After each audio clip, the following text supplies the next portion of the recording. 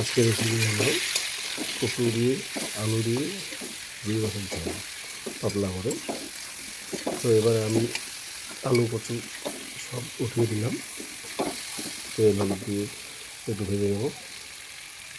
নেওয়ার পরে এদিকে দেখুন সব সবজিগুলো কাটা হচ্ছে, মাছ ভেজে রেখেছি। তো এদিকে একটু আস্তে আস্তে নেড়ে ছেড়ে সব মশলাগুলো একটু ভালো করে ভেজে দেবো। ভালো করে ভাজার পরে এখন দিয়ে দেবো মশলা, বেটে রাখা মশলাগুলো ভালো করে কষিয়ে ভালো করে কষাতে হবে। কষিয়ে নিয়ে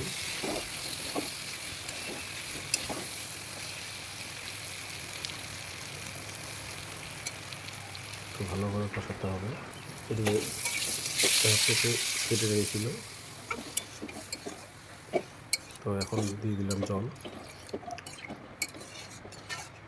জলটা দিয়ে ঝোলের জল এবং সেদ্ধর জল একসঙ্গে দিয়ে দিলাম। পরিমাণ মতো ঝোলের জল করে নামাতে হবে। এদিকে মাছ, এখন এদিকে সব একটু চিকেন, এদিকে দইটাই, এদিকে কচু শাক কেটে নিয়েছে। তো জলটা ফুটে গেছে, এখন দেবো মাছ। তো মাছ দেওয়ার পরে একটু ভালো করে সিদ্ধ করতে হবে। সিদ্ধ করে নিয়ে ভালো করে নেড়ে ছেড়ে যখন জল কমে যাবে গ্যাসের আঁচটা একটু বাড়িয়ে দেবো।